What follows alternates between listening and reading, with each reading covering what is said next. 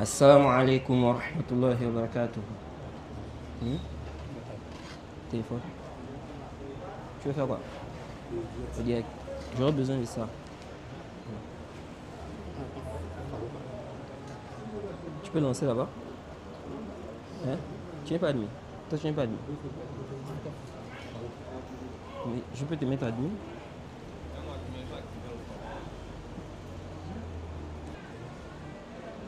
C'est Amadou. C'est Amadou, non?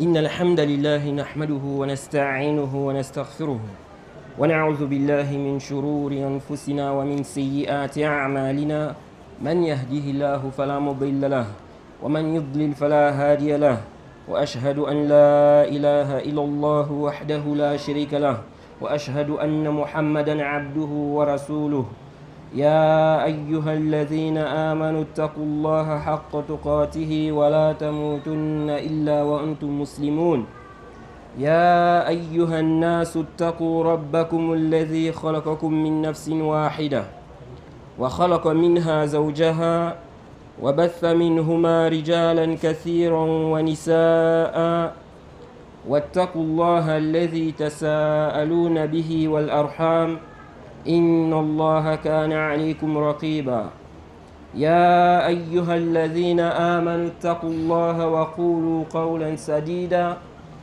يصلح لكم أعمالكم ويغفر لكم ذنوبكم ومن يطع الله ورسوله فقد فاز فوزا عظيما أما بعد.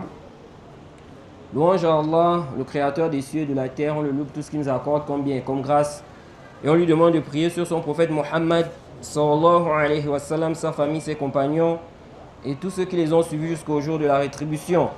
Celui qu'Allah a guidé, personne ne peut l'égarer. Celui qu'Allah a égaré, personne ne peut le guider.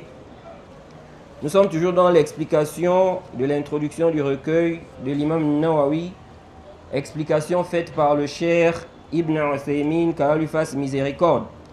On est toujours sur les mérites de la science, le chapitre sur les mérites de la science. Alors avant de commencer, on va ici parler d'un sujet, une question qui avait été posée ici la semaine passée. C'était la semaine passée, non? Non. Par rapport à, n'est-ce pas, quelqu'un qui a dirigé la prière et puis il a fait 5 raka'at. 5 raka'at.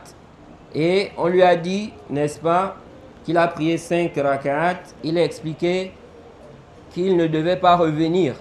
Il savait qu'il a prié 5 raka'at. Et on avait répondu à cette question. Après la prière, les frères m'ont expliqué que celui qui a fait 5 raka'at là, il a expliqué qu'il savait qu'il était dans la 5e et qu'il n'avait pas le droit de revenir qu'un imam lui a dit cela. Et on m'a aussi dit qu'on lui a envoyé, n'est-ce pas, une fatwa d'un savant et il aurait dit qu'il n'est pas convaincu. Alors, tout d'abord, ce qu'il faut retenir, c'est que les savants sont unanimes. Il n'y a pas de divergence entre les savants musulmans sur ce sujet. Que celui qui ajoute une raka dans une prière, par exemple, il ajoute une 5e raka dans la prière de Zuhr, qui est une prière de 4 raka'at, ou bien une 5e raka dans la prière de Asr, qui est une prière aussi de 4 raka'at, ou bien la prière de Isha. Il ajoute une 5e raka volontairement, tout en connaissant le hukm. Sa prière est caduque, sa prière est nulle. Il n'y a pas de divergence entre les savants concernant cela. Et le cheikh l'Islam, Ibn Taymiyyah, qu'Allah lui fasse miséricorde, a dit dans Minhaj Sunnah, au tome 5, page 200, il dit Az-ziyadatu fi s-salah law fa'alaha 'amdan batalati s-salatu bil ittifaq. Il dit l'ajout dans la prière, ajouter dans la prière. Si le serviteur fait cela volontairement, sa prière est caduque par consensus. Sa prière est caduque par consensus. Ensuite, il donne l'exemple. Comme quoi? Il dit مثل أن يزيد ركعة خامسة عمدا أو يسلم عمدا قبل إكمال الصلاة. Il dit comme le fait qu'il ajoute une cinquième raka volontairement, ou bien il fait le salam avant de terminer la prière. Donc la prière n'est pas encore terminée. Volontairement, il fait le salam. Ok? La prière est caduque, elle est nulle, par consensus. Ou bien quelqu'un qui ajoute une cinquième raka volontairement. Jade, il dit ici quoi? Par consensus, la prière est caduque. De même, Ibn Abdel Barr dit dans Al-Istithkar, au tome 1, page 529, il dit وَقَدْ أَجْمَعُوا أَنَّ مَنْ زَادَ فِي صَلَاتِهِ عَامِدًا شَيْئًا وَإِنْ قَلَّ مِنْ غَيْرِ ذِكْرِ الْمُبَاحِ فَسَدَتْ صَلَاتُهُ. Il dit, ils sont unanimes, les savants sont unanimes que celui qui va ajouter dans sa prière volontairement une chose, même si elle est petite, n'est-ce pas, en dehors du dhikr qui est mubah, sa prière est caduque. Sa prière est caduque. Ça, c'est le jugement de celui qui va ajouter une raka dans la prière volontairement. Donc, il sait qu'il est en train d'ajouter une cinquième raka. Ok? Et il connaît le jugement, qui n'a pas le droit de continuer. Mais il continue, sa prière est caduque par consensus des savants. Maintenant, les savants ont parlé d'un cas. Le cas, n'est-ce pas, de celui qui ajoute en pensant, n'est-ce pas, qu'il est dans la quatrième. Quelqu'un ajoute une cinquième raka, mais il croit qu'il est dans la quatrième. Ou bien, il ajoute une troisième, n'est-ce pas, à la prière de Fajr, en croyant qu'il est dans la deuxième. Ok? Ou bien, n'est-ce pas, il ajoute quoi? Il ajoute une quatrième, en croyant qu'il est dans la troisième, dans la prière de Maghrib, par exemple. Celui-là, quel est le jugement de sa prière? Jay, ça c'est une mas'ala. Une autre mas'ala. Ceux qui sont derrière là, ceux qui vont prier derrière l'imam, dans le cas où l'imam ajoute une raka, qu'est-ce qu'ils doivent faire et quel est le jugement de leur prière? Alors on avait dit ici là que celui qui va ajouter une raka dans la prière volontairement, donc par exemple la prière c'est 4 raka'at, la prière de Aïcha, ou bien la prière de Zuhr, ou bien la prière de Asr, lui il ajoute une cinquième, il sait qu'il n'a pas le droit de continuer, mais il continue, la prière est caduque. Jade, Toib. Maintenant celui qui le fait par ignorance, il s'est levé à la cinquième raka, il croit, n'est-ce pas, qu'il a le droit de continuer, qu'il ne doit pas revenir, parce qu'il y a une mas'ala, n'est-ce pas, qui embrouille les gens. Celui-là qui va oublier le tashahhud, quelqu'un dans la prière, il oublie le premier tashahhud, il se lève. Par exemple, on prend la prière de Maghrib. La prière de Maghrib, c'est 3 raka'at. On fait le tashahhud, le premier tashahhud à la deuxième raka. Lui, au lieu de s'asseoir après le deuxième sujoud, au lieu de s'asseoir pour faire le tashahhud, il s'est levé. Il est déjà debout là-bas. Ok? Celui-là, il ne doit plus revenir. Il ne doit plus revenir au tashahhud. Il continue. Ensuite, il va faire 2 prosternations et distractions avant le salam. Avant le salam. Toïb. Il y a des gens qui pensent que le sujet là, n'est-ce pas, c'est le même sujet que celui qui ajoute une cinquième. Ou bien quelqu'un qui ajoute, n'est-ce pas, une troisième dans la prière de Fajr, par exemple. Donc ils pensent que s'ils se sont déjà levés à la cinquième, ou bien la troisième dans la prière de Fajr, par exemple, ou bien la quatrième dans la prière de Maghrib, ils n'ont plus le droit de revenir. Et donc ils continuent la prière comme ça. Ok? Il y a des gens qui croient en cela. Alors quel est le jugement de la prière de ceux-là? On a posé, n'est-ce pas, une question au Cheikh Ibn Baz. Ici, là, ça nous montre l'importance d'apprendre la prière. D'apprendre, n'est-ce pas, comment on fait la prière. Beaucoup de gens, beaucoup de musulmans ne connaissent pas les ahkam de la prière. Parfois même certains imams, que dire même de ceux qui sont derrière. Mais vous voyez ces mêmes personnes-là, quand on enseigne la religion, ils n'apprennent pas. Ils n'ont pas le temps pour apprendre la religion. Mais quand les situations comme ça arrivent dans la prière, ils sont maintenant coincés. Comment on fait? On suit l'imam, on ne suit pas l'imam. Quel est le jugement de la prière? Vous voyez, je suis allé prier dans une mosquée, du mois. Il y a eu coupure. Après la coupure, celui qui était à côté de moi, il était assis, il était en train d'observer. Il attendait. Qu'est-ce que moi je veux faire? Comment je veux faire? Vous voyez? Tout ceci pourquoi? Parce que beaucoup de gens n'apprennent pas la religion. Quand on fait le prêche, quand on enseigne les livres, comment il faut prier, comment il faut adorer Allah, il y a des gens qui négligent. Ils sont là en train de tourner. Vous voyez? Et ça, c'est très, très dangereux. Alors, ici, là, on a posé la question au Cheikh Ibn Baz. On va d'abord écouter, n'est-ce pas, la fatwa et puis la réponse du Cheikh. Ensuite, on va la traduire. هذه رسالة بعث بها المستمع يقول في رسالة بعث بها المستمع علي معيق موسى الزهراني من بلاد زهران. له سؤالان في رسالته. يقول في سؤاله الأول: صليت المغرب مع جدي وقد سبقني بركعة واحدة، وبدلا من أن يجلس للتشهد الأخير بعد الثالثة نهض ليأتي بركعة زائدة، فأمسكته بيدي وقلت سبحان الله، ولكنه أصر على ذلك. وعندما جاء بهذه الركعة لم أسلم أنا، ونهضت لأكمل صلاتي بركعة هي في العدد رابعة، ولم أحتسب ركعته الرابعة له الثالثة لي. وبعدما انتهت الصلاة قلت له: لما زدت ركعة؟ فقال: لكي تكمل صلاتك معي، جهلا منه. فما حكم هذه الزيادة في صلاته من غير سهو وجهل منه بحكم ذلك، من غير سهو وجهل منه بحكم ذلك؟ وماذا عليه فعله الآن؟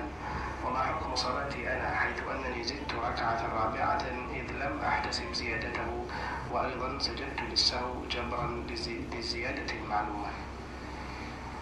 أما عملك أنت فقد أصبت حين نبهته وقلت سبحان الله وأمسكته ليجلس، لأن هذا هو الواجب عليه أن يجلس ينبه ولا يأتي بالزيادة. وأنت الواجب عليك أن تجلس وتنتظر فإذا سلم كنت وأتيت بالركعة التي فاتتك ولا تتابعه بالزيادة. هذا هو المشروع. إذا قام الإمام إلى رابعة في المغرب أو إلى ثالثة الفجر أو إلى خامسة في الرباعية في الظهر، فإن المأموم ينبه ويقول سبحان الله سبحان الله وما أصفر، وليس لازم الرجوع، لازم الإمام الرجوع إلا إذا كان عنده يقين أنه لم يخطئ وأنهم هم المخطئون، وإلا فعليه الرجوع والجلوس حتى يكمل صلاته ثم يسلم، وعليه سجد السهو قبل ذلك، قبل أن يسلم سجدتي السهو. فإن كان عنده يقين أنهم مخطئون وهو مصيب كمل صلاته وتممها. أما المأمون فهم يعملون بيقينهم، فإن كان عندهم يقين أنه زائد جلسوا وانتظروه حتى يسلموا معه، وإن كان ما عندهم يقين تابعوه وكملوا معه، لأن إمامهم وعليه متابعته وليس لهم مخالفته، إلا إذا كان عندهم يقين أنهم مخطئ فإنهم يجلسون ولا يتابعون في الزيادة. وهذا الإقامة الخامسة حسب الركعة الزائدة جهلا منه من أجل أن تكمل معه الصلاة، هذا صلاته صحيحة للجهل، مثل الذي قام الخامسة في الرباعية أو ثالثة أو ثالثة في الثنائية أو رابعة في الثلاثية جهلا منه، يحسب أنه لا يرجع إلى قام مستوى قائما. بعض الناس يظنون أنه إذا استوى قائما لا يرجع ويكمل، وهذا غلط من الجهل. صلاته صحيحة لجهله، ولكن ينبغي له أن يتعلم صلاته ويتفقه في صلاته حتى لا يعود إلى مثل هذا الجهل.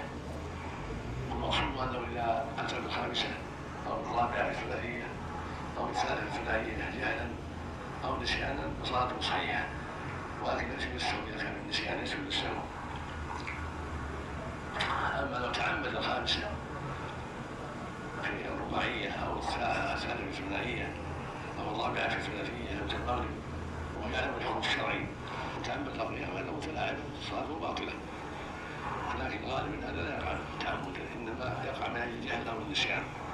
فالصلاة صحيحة وعليه سجود السهو بمسألة النسيان، والمأموم عليه أن لا يتابعه في الخطأ. إذا عرف المأموم أنه مخطئ لا يتابعه، لا يتابع لا بالزيادة ولا بالنقص، بل المأموم يعمل بعرض يقينه، فإن كان الإمام زائدا جلس، وإن كان الإمام ناقصا قام المأموم يكمل ما عليه إذا لم يطلع وجه الإمام. هذا هو الواجب على المأموم وهذا هو الواجب على الإمام كما سمعت. نعم. لكن هو هذا الشخص الذي لم يحتسب هذه الركعة التي زادها الإمام ليكمل صلاته بها 3 وزاد عليها ركعة من عنده، هل فعله هذا صحيح؟ نعم، لا يتابع الزيادة. هو تابعه وزاد ركعة. المأموم لا يتابع الزيادة. تابعه في الزيادة وزاد على ذلك ركعة. هذا غلطين. القضاء يكون بعد الصلاة. القضاء يكون بعد السلام. بعد سلام الإمام. فالركعة التي زادها قبل السلام لا تجزي. ولكن بسبب الجهل لا تنفر صلاته. لا تنفر صلاته. صلاته صحيحة. تكون الزيادة وتكون التكملة بعد السلام. لأن القضاء استقرت الشريعة أن القضاء يكون بعد السلام. إلا بصلاة الخوف في بعد بعض صلاة الخوف. وأما القضاء الشرعي المعتاد النبي أمر رسول الأمة عليه الصلاة والسلام فيكون بعد السلام. Non. Désolé, c'était un peu long, mais c'est très important et ça vient aussi répondre à une autre question ici là. Donc, on a posé cette question au cher Ibn Baz, qu'Allah lui fasse miséricorde. Quelqu'un dit, j'ai prié la prière de Maghrib. La prière de Maghrib, j'ai prié ça avec mon grand-père. Donc, le petit-fils a prié avec le grand-père la prière de Maghrib. Il dit, il m'a dévancé d'une raka'a. Donc, le grand-père, n'est-ce pas, avait déjà fait une raka'a. Donc, ça veut dire qu'il est venu trouver son grand-père dans la deuxième raka'a de Maghrib. Ok? Donc, normalement, le grand-père, après la troisième raka'a, il devait faire le taslim et lui devait se lever pour compléter une raka'a. Ok? Donc, il dit ici que le grand-père, donc son grand-père l'a dévancé d'une raka'a. Il dit, au lieu de s'asseoir pour le dernier tashahhud, après la troisième raka'a, il s'est levé. Donc, il dit que le grand-père, au lieu de s'asseoir à la troisième raka'a de Maghrib, le grand-père s'est levé. Ok? Parce que la prière de Maghrib, c'est combien de raka'at? 3 raka'at. Donc le grand-père, au lieu de s'asseoir à la troisième raka'a, faire le tashahhud, le grand-père s'est levé dans la 4e raka'a. Ok? Il dit ici, il s'est levé, il a ajouté une raka'a. Il dit, je l'ai attrapé par la main. Donc le petit-fils a attrapé le grand-père par la main et j'ai dit subhanallah. Donc pour lui faire savoir qu'il est en train d'ajouter une raka'a. Il dit, mais il a persisté. Il a continué. Il dit, je n'ai pas fait le salam. Donc le petit-fils dit qu'il n'a pas fait le salam. Je me suis levé pour compléter ma prière en ajoutant une raka'a. Ça faisait au total 4 raka'at. Ok? Ça veut dire quoi? Ça veut dire que le petit-fils a suivi le grand-père. Ok? Il a suivi le grand-père et ça faisait 3 raka'at. Mais il a encore ajouté une 4e. Vous voyez? Donc il dit, ça faisait au total 4. Je n'ai pas compté la 4e, sa 4e raka'a. Donc il n'a pas compté la 4e raka'a de son grand-père. Et la 3e pour moi. Ok? Donc ça veut dire quoi? Ça veut dire que le petit-fils s'est levé avec le grand-père, mais il n'a pas compté la raka'a du grand-père là. Il n'a pas aussi compté sa raka'a là. C'est pourquoi lui il est venu encore avec une 4e raka'a. Ok? Donc il dit ici, je n'ai pas compté donc sa 4e et la 3e pour moi. Après que la prière soit terminée, je lui ai dit, pourquoi as-tu ajouté une raka'a? Donc après la prière, le petit-fils dit au grand-père, pourquoi tu as ajouté une raka'a? Il m'a dit, afin que tu complètes ta prière avec moi, par ignorance de sa part. Donc le grand-père a dit, moi j'ai ajouté, pourquoi? Pour que tu complètes ta prière. Parce que le petit-fils a dit quoi? Que le grand-père l'a dévancé d'une raka'a. Ok, donc le grand-père avait déjà prié une raka'a. Donc il est venu trouver le grand-père dans la 2e raka'a de la prière de Maghrib. Donc le grand-père lui dit, moi j'ai ajouté une raka'a, comme toi il te manquait une raka'a là, c'est pour que tu complètes. Donc pour que tu fasses 3 raka'at de Maghrib avec moi. Vous voyez? Mais en ajoutant ça là, lui il est en train d'ajouter une 4e raka'a dans la prière de Maghrib. Mais il a fait par ignorance. Donc il a cru qu'on pouvait ajouter une 4e pour permettre à son petit-fils de prier 3 rak'at. Ok? Alors que non, il devait faire le salam et puis le petit-fils devait se lever pour compléter une raka. Donc il dit ici, quel est le jugement de cet ajout qu'il a fait? Donc l'ajout du grand-père là, par ignorance. Que doit-il faire maintenant? Et quel est le jugement de ma prière? Car j'ai ajouté une 4e raka. Car je n'ai pas compté son ajout et j'ai fait 2 prostrations de distraction. Ça c'est la question qu'on a posée au cher Ibn Baz. Maintenant le cher Ibn Baz répond. Il dit, tu as bien fait, tu as bien agi en interpellant ton grand-père. Le fait de faire signe à ton grand-père pour lui dire qu'il a ajouté ici, tu as bien fait. Afin qu'il s'asseye. Car c'est ce qui est obligatoire sur lui, qu'il s'asseye. Si on l'a averti, ok? Donc si on lui a dit, subhanallah, il doit revenir. Il n'ajoute pas. Donc si les fidèles ont dit, subhanallah, ok? Quelqu'un est allé à la 5e. Les fidèles ont dit, subhanallah. Ils se rendent compte qu'il a ajouté. Il ne doit pas continuer, il doit revenir. Il doit revenir. Et le cher Ibn Uthaymin dit même, quelqu'un qui est en train de prier, même s'il est déjà au rukou, quand il est au rukou, il se rend compte qu'il a la 5e. Le cher Ibn Uthaymin dit, il doit revenir aussitôt. Il ne doit pas continuer. Donc il dit ici que tu as bien fait de l'avertir. Il devait revenir pour s'asseoir. Il dit, c'est ce qui est obligatoire. Et c'est ce qui est obligatoire pour toi. C'est de t'asseoir et de l'attendre. S'il fait le salam, tu te lèves pour compléter la raka qui te manque. Tu ne le suis pas dans l'ajout. C'est ce qui est légiféré. Donc le cher Ibn Baz dit que le petit-fils ici là, il a bien fait d'avertir. Mais il ne devait pas le suivre. Il devait rester assis.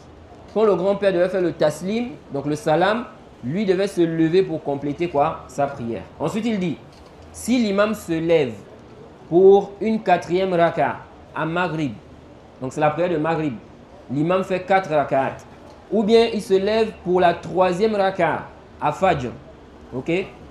Donc ce que le cheikh va expliquer ici là, il va nous donner une règle générale. Ça va nous permettre de comprendre toutes les situations, n'est-ce pas, dans lesquelles les gens vont tomber qui sont similaires. Il dit ici, si l'imam se lève pour une 4e raka à Maghrib, ou bien une 3e à Fajr, ou bien une 5e dans une prière, n'est-ce pas, de 4 raka'at, comme Zuhr, par exemple. Il dit, celui qui prie derrière lui doit l'avertir. Donc, il doit dire Subhanallah, ok? Il dit Subhanallah, et la femme ou bien les femmes frappent, n'est-ce pas, aux mains. Il doit obligatoirement revenir. Donc, l'imam ou celui qui est devant là, il ne doit pas continuer. Si les gens ont dit Subhanallah, il a la 5e, il s'est rendu compte qu'il a la 5e, il doit revenir. Il ne doit pas continuer. Il dit, sauf s'il a la certitude qu'il ne s'est pas trompé, que ce sont eux qui sont en erreur. Donc le cheikh Ibn Baz dit que sauf si l'imam est sûr que c'est ceux qui sont derrière là qui sont en erreur. Lui n'est pas en erreur. Ici là, il peut continuer. Et c'est ce que je disais la fois passée. Que celui-là qui se lève, qui continue là. Ok? Parce qu'il y en a qui disent qu'il doit revenir obligatoirement du moment où les gens ont déjà dit Subhanallah. Là. Ok? Si lui, il est convaincu, il est sûr qu'il n'est pas en erreur. C'est vous qui êtes en erreur là. Il ne revient pas. Lui, il suit sa certitude. Ok? Donc le cheikh Ibn Baz dit, sauf s'il a la certitude, n'est-ce pas, qu'il ne s'est pas trompé, que ce sont eux qui sont en erreur. Il dit, sinon, il doit revenir. Donc, s'il n'a pas la certitude, il doit revenir et continuer sa prière et faire 2 prostrations de distraction avant le salam. Il dit, s'il a la certitude qu'ils sont en erreur, alors il complète sa prière. Donc, il continue sa prière. Ensuite, le cheikh Ibn Baz dit, quant aux fidèles, ceux qui sont derrière, ceux qui ont prié derrière lui là, s'ils ont la certitude qu'il a ajouté, donc il a ajouté une raka, ils sont sûrs, ceux qui sont derrière là. Le cheikh Ibn Baz dit, ils s'asseyent. Donc ils ne vont pas le suivre. Ok? Ils attendent. Donc quand ils s'asseyent, ils font quoi? Est-ce qu'ils s'asseyent? Ils font tashahhud, ils font le taslim. Le cheikh Ibn Baz dit, ils restent là. Ils attendent. Ok? Il dit ici, ils s'asseyent. Et ils attendent. Ok? Ils font quoi? Ils s'asseyent, ils attendent jusqu'à faire le salam avec lui. Donc ils vont faire le salam avec lui. Ce sujet-là, c'est un sujet à divergence. J'avais déjà expliqué ça la fois passée ici. Et c'est un sujet que j'avais traité en détail. Ça fait de cela des années. Je ne sais pas si ça fait 8 ans, ou 7 ans, ou 6 ans. C'est disponible sur Internet. Tu pouvais trouver ça dans le chapitre des prosternations de distraction. J'ai parlé de cette question-là, de la divergence des savants sur ce sujet. Et samedi aussi, j'ai parlé de ça pour les frères qui suivent les cours avec nous à la mosquée du 12 là-bas. Hein? Dimanche, ah oui, dimanche, c'était dimanche, pas samedi. Non, parce que samedi on est à Kembo. Dimanche, non. Donc, les savants ont divergé. L'imam est monté à la 5e raka. Ceux qui sont derrière l'imam là, ils sont sûrs que l'imam là où il est là, il est dans la 5e. Est-ce qu'ils doivent le suivre ou bien ils ne doivent pas le suivre? Les savants ont divergé concernant ce sujet-là. Et cette divergence est une forte divergence. Parce que le débat ici, en réalité, c'est à quel niveau? Ce n'est pas le cas de celui qui prie seul, qui sait qu'il est dans la 5e raka. Celui-là, il doit revenir obligatoirement. Ok? De même, ce n'est pas aussi le cas de l'imam qui est sûr qu'il est dans la 5e raka. Ok? Il est sûr qu'il est dans la 5e raka. Il doit revenir. Le problème ici, c'est, n'est-ce pas, le cas de ceux qui sont derrière l'imam. Ils sont sûrs que l'imam est dans la 5e. Ok? Est-ce qu'ils doivent le suivre quand même ou pas? En un mot, est-ce que le jugement de celui qui prie seul là et l'imam, c'est le même jugement que celui qui doit obligatoirement suivre l'imam dans la prière à la base? Est-ce que le jugement est le même? Parce qu'on a vu des cas par exemple où lorsque la personne prie seule, la personne n'a pas le droit de faire cela. Mais à cause du suivi de l'imam, il lui est autorisé de faire cela. Par exemple, n'est-ce pas le cas de celui qui va trouver l'imam dans la 2e raka de Aïcha. Ok? Il trouve l'imam dans la 2e raka de Aïcha. L'imam qui est dans la 2e raka là, lui il va faire le tashahhud. Parce qu'il est dans la 2e raka de Aïcha. Il va faire le premier tashahhud. Celui qui est venu trouver l'imam à la 2e raka, il sera obligé de s'asseoir. Ok? Il sera obligé de s'asseoir. Pourtant, il est dans la 1re raka. Il n'a fait qu'une seule raka. Parce qu'il a trouvé l'imam à la 2e. Donc, ça veut dire qu'il a manqué une raka. Donc, lui maintenant, il trouve l'imam à la 2e raka. L'imam va faire le tashahhud, le premier tashahhud. Il est obligatoire pour lui de s'asseoir. Il ne peut pas se lever. Pour dire que moi, je suis dans la 1re raka, je dois me lever, n'est-ce pas? Je ne suis pas ici l'imam. Il est obligatoire pour lui de suivre l'imam. Ok? Or, ici, là, on voit que quand il va terminer sa prière, au total, il aura ajouté un tashahhud, une assise en plus. Parce que tu n'as droit qu'à 2 assises, 2 tashahhud ici. 2 assises pour le tashahhud. Ok? Et ici, il va se retrouver avec 3. Il va se retrouver au total avec 3. Donc, il aura ajouté dans la prière, mais à cause du suivi de l'imam. À cause du suivi de l'imam. De même aussi, on a vu le cas de ceux qui sont derrière l'imam. Ok? L'imam se lève. Il se lève. Il a oublié le premier tashahhud. La prière de Aïcha, l'imam a oublié le premier tashahhud. Il se lève. Alors qu'il doit obligatoirement s'asseoir pour faire le premier tashahhud. Les fidèles qui sont derrière, ils ont su que l'imam ici là, il a oublié le premier tashahhud. Donc quand il revient de la 2e prosternation, au lieu de s'asseoir pour faire le tashahhud, donc le premier tashahhud, l'imam se lève directement. Donc on sait qu'ici là, il n'a pas fait le premier tashahhud. Ici là, les fidèles savent que l'imam est en erreur, il s'est trompé. Ok? Mais ils vont suivre l'imam ici. Ils ne vont pas rester assis pour dire que non, même si l'imam a oublié le tashahhud, nous on reste assis, on fait le tashahhud. Ils vont se lever pour suivre l'imam. Donc c'est de là où part la divergence. La divergence, est-ce que ceux qui sont derrière là, ils ont le même jugement ou bien ils ont un jugement à part? Parce que ici, ils ont l'obligation de suivre l'imam. Ok? Est-ce qu'on va dire ici qu'ils ne doivent pas suivre l'imam parce qu'ils sont au courant que l'imam ici est en erreur? Ou bien on va dire non. On va dire ici, n'est-ce pas, qu'ils doivent suivre l'imam ici, même s'ils savent que l'imam est en erreur. C'est de là où part la divergence. Ok? Et donc, c'est une forte divergence, comme je l'ai dit et comme je l'ai souvent expliqué. Ce n'est pas un sujet qui est simple. Ok? Mais la majorité des savants voient que ceux qui sont derrière l'imam, du moment où ils ont su que l'imam ici est dans la 5e raka, ils ne doivent pas suivre l'imam. Ça, c'est la position de la majorité des savants. Certains savants ont même mentionné un consensus sur ça. Ok? Et j'ai lu même une fatwa du Cheikh Ibn Baz où il disait qu'il ne connaît pas de divergence sur ce sujet. Mais ce qui est sahih, il y a une divergence. Les Hanabila, ils ont une position là-bas où ils disent quoi? Tu dois suivre l'imam. Et le Cheikh Al-Albani, parmi les contemporains, lui aussi il a soutenu ça. Il dit tu dois suivre l'imam. Tu ne restes pas assis, tu suis l'imam, même si tu sais qu'il est dans la 5e. Même si tu sais qu'il est dans la 5e. Et chacun a ses arguments. Mais ce qui nous intéresse ici, là, ceux qui sont derrière l'imam, là, ok, s'ils ont suivi l'imam, quel est le jugement de leur prière?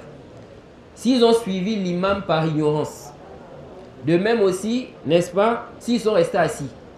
Parce que lorsque le frère là avait fait la 5e raka, je pense que dans la mosquée, les gens se sont divisés, n'est-ce pas?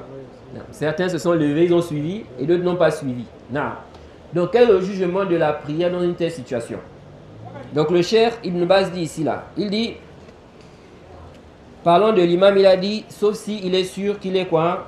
Qu'il est sur la vérité, que ce sont eux qui se sont trompés. Ici, là, il continue. Ensuite, il a dit, ceux qui sont derrière, il dit, s'ils ont la certitude qu'il a ajouté, ils s'asseyent. Ils ne le suivent pas. Ok? Ils s'asseyent, ils attendent l'imam jusqu'à faire le taslim, le salam avec l'imam. Donc le Cheikh Ibn Baz, lui, est dans la position des savants qui ont dit, ici, là, vous ne suivez pas l'imam. Si vous savez que l'imam, il est dans la 5e raka, il ne faut pas le suivre. Contrairement au Cheikh Al-Albani qui dit le contraire. Non. Ensuite, il a dit, s'ils ne sont pas sûrs, les fidèles ne sont pas sûrs. Est-ce que l'imam, vraiment, ici, là, c'est la 5e, où il y a un problème, ils ne sont pas sûrs. Il dit, s'ils ne sont pas sûrs, alors ils le suivent. Ils complètent la prière avec lui. Car c'est leur imam. Il dit, car c'est leur imam, ils doivent le suivre. Ils ne doivent pas le contredire. Ok? Et ça, c'est le même argument que le Cheikh Al-Albani a mentionné. Il dit, comme c'est l'imam ici, là, ils doivent le suivre, ils ne doivent pas le contredire. Même s'ils savent qu'il est en erreur. Et il dit, le fait de savoir que l'imam est en erreur, ça n'empêche pas de le suivre. Parmi les exemples, l'exemple qu'on a donné ici, où l'imam a oublié le premier tashahhud, les gens vont le suivre, même s'ils savent qu'il s'est trompé. Donc il dit ici, ils doivent, n'est-ce pas, ils ne doivent pas le contredire, ils doivent le suivre. Il dit, sauf s'ils ont la certitude, ok, ils ne suivent pas l'imam dans l'ajout. Il dit, celui-là qui s'est levé, maintenant le cheikh répond maintenant, il dit, celui-là qui s'est levé à la 5e raka, il a fait une raka en plus par ignorance. Ok? Pour compléter. Ok? Pour compléter avec celui qui dirige la prière, donc l'imam. Pour compléter sa prière avec lui. Sa prière est valide. Donc le Cheikh Ibn Baz dit, celui qui s'est levé à la 5e, ok? Donc il a suivi celui qui a ajouté une 5e raka. Donc l'imam qui a ajouté une 5e raka là, il a suivi dans ça. Mais par ignorance, il ne savait pas. Ok? Le Cheikh Ibn Baz dit sa prière est valide. Il dit à cause de l'ignorance. À cause de quoi? L'ignorance. Il dit comme celui qui se lève pour une 5e raka dans une prière de 4 rak'at. Ou qui se lève pour une 3e dans une prière de 2 rak'at. Ok? Ou bien il se lève pour une 4e dans une prière de 3 rak'at. Par ignorance. En pensant qu'il n'a pas le droit de revenir s'il est déjà debout. C'est comment? Comme on a dit quoi? On a dit que il y a des gens. Ça s'est cassé. Peut-être il faut d'abord laisser ça. Il ne faut pas que ça me colle.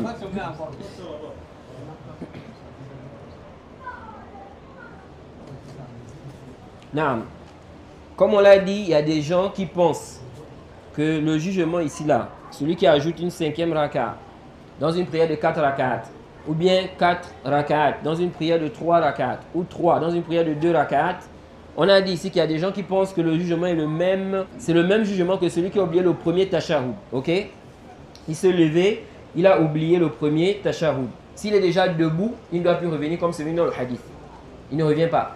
Mais s'il n'est pas encore debout, il peut revenir. Quelqu'un maintenant, il veut se lever. Ok? Il a oublié, on va dire, le premier tashahhud. Il veut se lever, mais il n'est pas encore debout. Il peut revenir. Ok? Mais s'il est déjà debout, il ne revient plus, il continue. Donc, il y a certaines personnes qui croient que le jugement est le même pour celui qui a ajouté une 5e raka. Ok? Donc, par ignorance.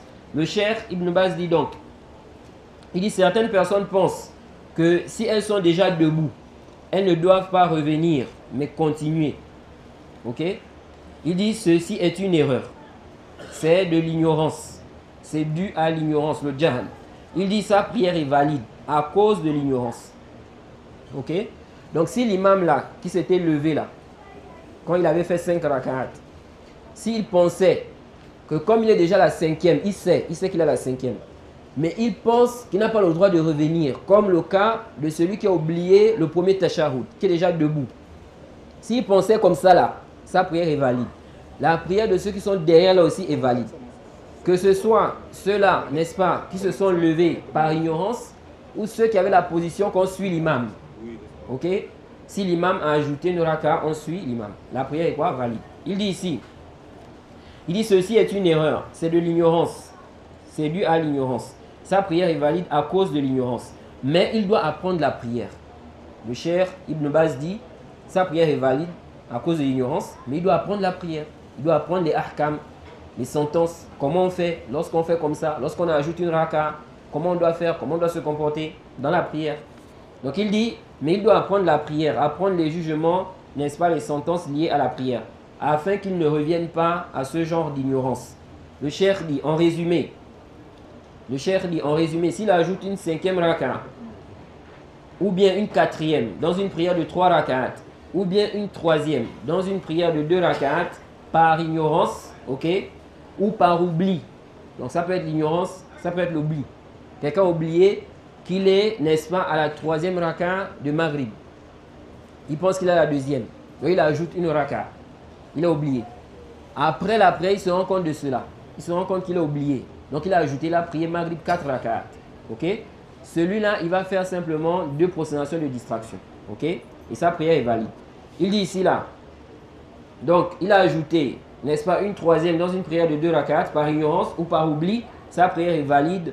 Mais si c'est par oubli, il fait 2 prosternations de distraction. Ok? Il dit, quant au cas où il ajoute 5 rak'at à une prière de 4 rak'at, ou 3 à une prière de 2 rak'at, ou 4 à une prière de 3, comme Maghrib, et il connaît le jugement législatif. Ok? Il connaît le jugement législatif. Il se lève volontairement. Il dit, celui-là joue.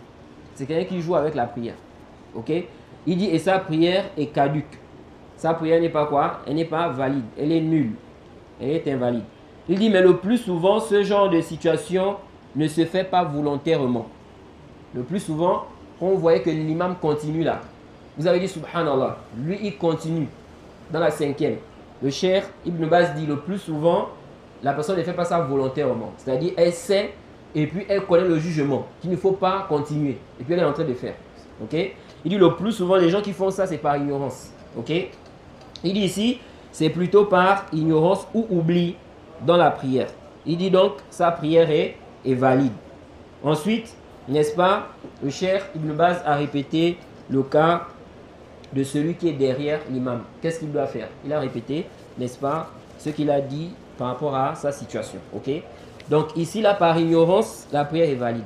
Et on voit dans les textes, ok, que ça arrivait au temps du prophète que des compagnons ont fait des choses par ignorance. Ils ne savaient pas dans la prière.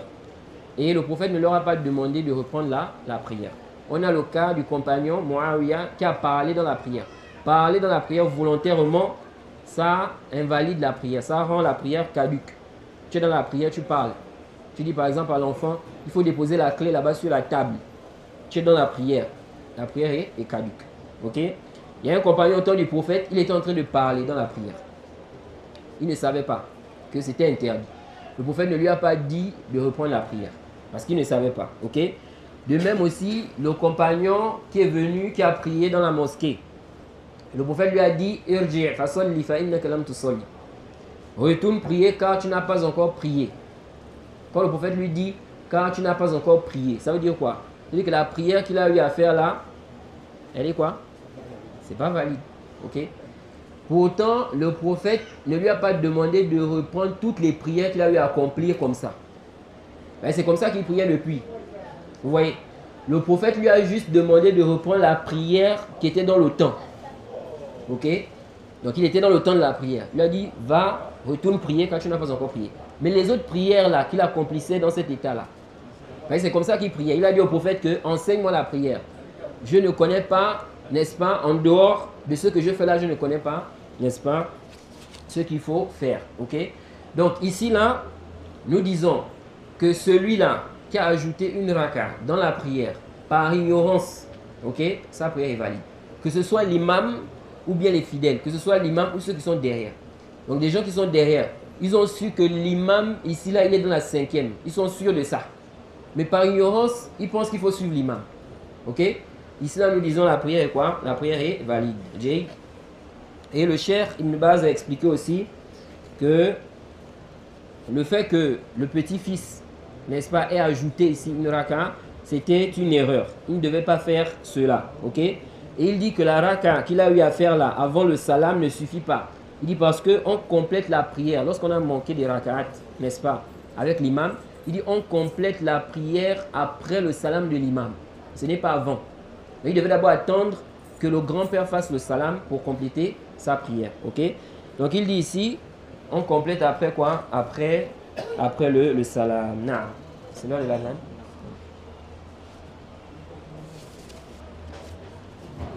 Allahu Akbar, Allahu Akbar.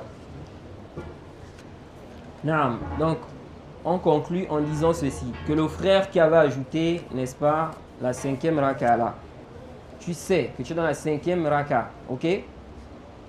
Et tu sais, tu connais le hukm, que tu n'as pas le droit de continuer de te lever, aucun savant n'a dit ici là que tu dois continuer, ok? Aucun savant n'a dit cela.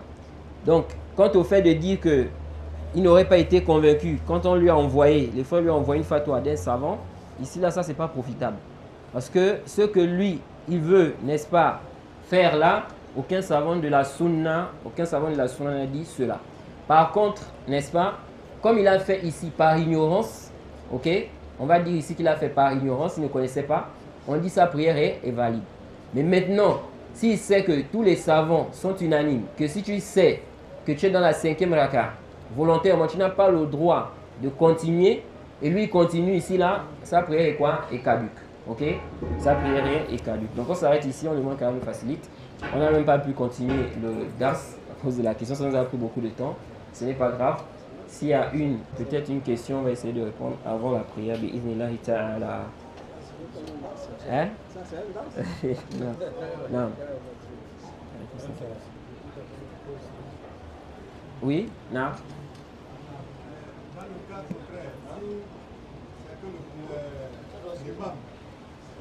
Il a amené 5e raka, peut-être il a oublié, il n'a pas vu la Fatiha dans la raka.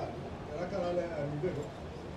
Toïb, ce sujet, c'est justement ça le problème de la mas'ala là. Comme j'ai dit tout à l'heure là, les savants ont divergé. Parmi les causes de divergence, ceux qui sont derrière l'imam et qui savent que l'imam ici est dans la 5e raka, est-ce qu'ils doivent suivre l'imam? Justement, parmi les causes de divergence, il y a ce que vous venez de dire là. Certains savants ont dit qu'ils doivent suivre l'imam. Pourquoi? Ils ont dit parce que ici, là, il y a l'hypothèse que l'imam ici, il a délaissé un pilier. Comme par exemple la Fatiha. Il n'a pas lu la Fatiha dans une raka. Donc, il a annulé la raka là pour ajouter maintenant une autre raka. Ils ont dit comme ici, là, il y a cette hypothèse là. Donc, toi, tu n'es pas sûr. Tu ne sais pas. Ils ont dit ici, à cause de ça, on doit le suivre. Ok? On doit le suivre. Parce que si tu laisses un pilier volontairement, la raka où tu as délaissé le pilier là, ça devient caduque. Non.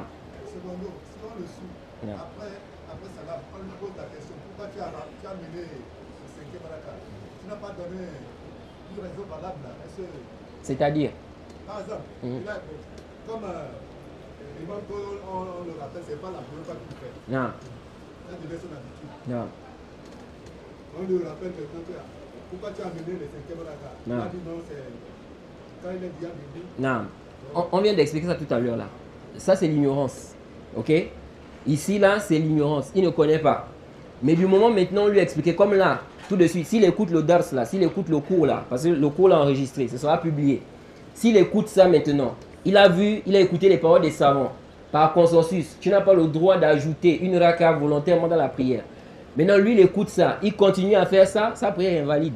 Sa prière n'est pas valide. Et ceux qui sont derrière ne doivent pas le suivre. Ok? Parce que le débat des savants dans la question là, c'est dans le cas de celui qui se trompe. L'imam se trompe. Ok? L'imam croit par exemple qu'il est dans la 4e, n'est-ce pas? Alors qu'en réalité, il est dans la 5e. Ceux qui sont derrière savent qu'il est dans la 5e. Mais l'imam lui croit qu'il est dans la 4e.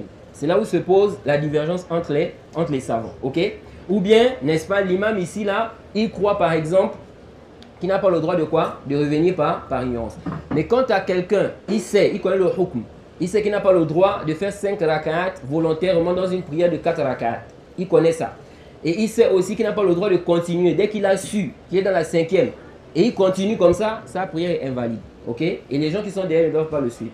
Donc si le frère là, il continue toujours à faire ça, ok? Malgré le consensus des savants, on ne prie pas derrière lui. Et lui, sa prière est quoi? Sa prière est caduque. Non. Parce que la deuxième fois, celui qui avait posé cette question, lui pensait que le projet dedans. Il a laissé le fait, il a annulé un lakara. Non. Donc il a dit qu'il n'a pas annulé un lakara. Le deuxième fois, quand ça a répété, lui n'a pas reçu. Il est resté assis. Non. Jusqu'à il a fait le salat. Le frère est resté assis. Oui. Parce qu'il a su que non, lui n'avait pas oublié. Oui. Lui, sa position, c'est qu'on continue. Voilà. Non. Lui, il n'y a pas de problème. Lui, sa prière est valide. De même aussi l'imam. Parce que l'imam, lui, celui qui a dirigé là, il a fait ça par ignorance. Il ne connaissait pas. Non. La dernière question, c'est la prière. Non. Je voudrais savoir quel est le jugement de celui qui, pendant la prière du souk, ou bien Maghrib ou Isha, où on doit lire à voix haute, pendant la première rakat, il a lu à voix basse. Maintenant, pendant la deuxième rakat, il a lu maintenant à haute voix. Voilà. Quel est son jugement? Non. Lire à haute voix dans une prière ou dans des rakats. Lire à haute voix dans des rakats où on lit à haute voix. Et à voix basse dans des rakats où on lit à voix basse. Ce n'est pas une obligation dans la prière. Beaucoup de gens ne savent pas ça. Ok? Par exemple, la prière de Aïcha. Les 2 premières rak'at de Aïcha, on lit ça à voix basse ou bien à haute voix? À haute voix. Les 2 dernières rak'at de Aïcha, on lit ça à voix basse. Bon, maintenant, si quelqu'un, les 2 premières rak'at là, il n'a pas lu ça à haute voix, est-ce qu'il a laissé une obligation dans la prière? Non. Ce n'est pas une obligation. Mais nous disons, c'est la sunna. C'est ce qui est préférable de faire. Ok? Dans les 2 rak'at, n'est-ce pas, de Aïcha, les 2 premières rak'at, tu lis à haute voix. Dans les 2 dernières rak'at, tu lis à voix basse. Dans les prières de Zohr et la prière de Asr, tu lis à voix basse. Ok? C'est arrivé, ça a été rapporté de façon authentique, que le prophète, parfois, il lisait à haute voix dans des prières où on lit quoi? À voix basse. Comme le Zohr, comme ça, ou le Asr. Les compagnons qui étaient derrière, ils entendaient les versets. Ok? C'est pourquoi les savants ont dit, ça ne rentre pas dans les obligations, et il n'y a pas un dalil qui justifie que ça rentre dans les obligations de la prière, ou bien, n'est-ce pas, les piliers de la prière. Donc celui-là qui a fait ça, n'est-ce pas, sa prière est valide, il n'y a pas d'ishkal. Wa subhanaka Allahumma bihamdik wa ashhadu an la ilaha illa anta astaghfiruka wa atubu ilayk.